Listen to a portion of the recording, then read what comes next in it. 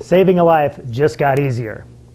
You know, when an adult suddenly collapses from a cardiac arrest, his or her survival rate depends greatly upon getting immediate CPR, usually from a bystander. That's you and that's me. Unfortunately, only 25% of those people that have a heart attack get that help. And it's not because people don't want to help, but usually it's because they're afraid. They're unsure of their technique. I don't want to do something wrong. I don't want to make things worse. There's no way I'm putting my lips on this person. Well, thanks for showing up today. I'm Dan Hosford with thecuresafety.com. I'm a certified instructor of the American Heart Association, and I'm here to talk to you today about hands-only CPR. That's a technique designed from the American Heart Association to save lives. It just got released of April 2008, and I'm here to demonstrate that for you today. There's 2 steps to saving a life. That's it. Call 911 and give compressions hard and fast in the center of the chest. That's it. You just do those chest compressions nonstop, uninterrupted, until help arrives. That's all you can do. Anybody can do this. If you call 911 and you get the ball rolling, you've already done more than most people. Step 2, compressions, hard and fast, nonstop. There's no reason to do mouth-to-mouth when you see an adult collapse from sudden cardiac arrest. This is only for an adult that you witness collapse from cardiac arrest. There are some other variables involved. We'll talk about that later. We recommend that you take a CPR class to make your skills as good as they can, because the better your skills, the better chance this person has to survive. That's very important. But with no training, you can do this. No brass required when you see an adult with cardiac arrest. Let me demonstrate. Okay. Here we go. This is hands-only CPR. You're walking down the sidewalk and an adult suddenly collapses in front of you. The first thing you do, if you're alone and no one's around, you have to call 911 first. All right? You call 911 and then you come to the victim and help. If there's someone else around, you call them. You tell them and say, call 911 and report back to me. All right? And then the second thing you do is make sure the victim's still not responding, and then you just go straight to the middle of the chest. And when you do the compressions, this is the most important part, uninterrupted chest compressions, all right?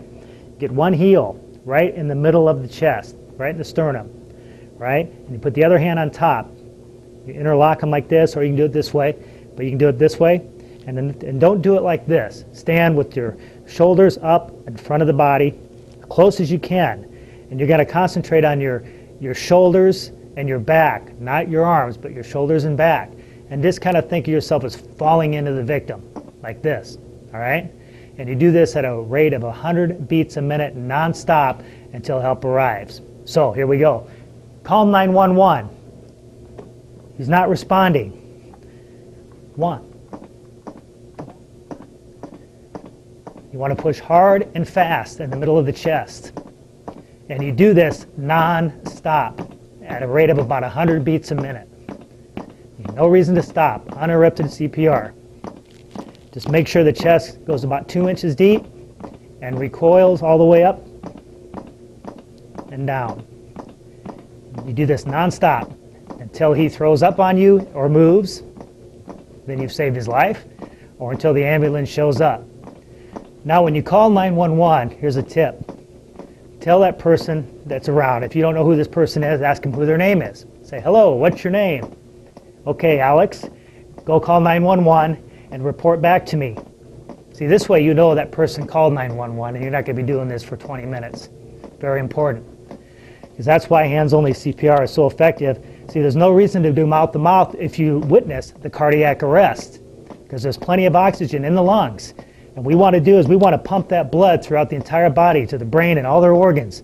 You are the life support machine of this person until help arrives. Now, hopefully that person shows back up and says, I called 911, then you know for sure that it happened, okay? Sometimes somebody might run off and get scared and not call. It's happened. Another tip you can do when you call 911 is you have that person stand out and wait for the ambulance and wave them down so they can direct the ambulance directly to you. Because time is everything. Time is everything. That's why it's so important to activate EMS and start these chest compressions. No pauses. Just take action and do it quickly and efficiently. And that person's survival rate will tremendously increase. Remember, compressions at 100 beats a minute just hard and fast. If you have a hard time remembering how fast you should be doing it, just think of the Bee Gees song, Staying Alive. Staying alive, staying alive.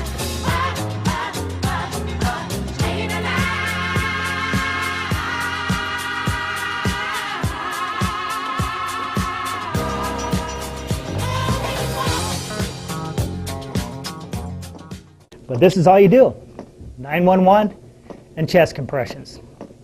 Now this is only done on an adult that you've witnessed collapse. This is not for an unwitnessed adult. Then conventional CPR of 2 breaths, 30 compression is what you do. And the same with a child and an infant. This is only for an adult that has suddenly collapsed in front of you. All right? It's hands-only CPR. Anybody can do it. Take action. Call 911. Chest compressions. It's that easy. Studies of real emergencies that occur outside the hospital, in the home, in the workplace, have proven that these 2 steps of hands-only CPR is just as effective as conventional CPR, calling 911 and chest compressions in the middle of the chest, hard and fast. Providing hands-only CPR to an adult who has collapsed from a sudden cardiac arrest can more than double that person's chance of survival. Okay, don't be afraid. Your actions can only help.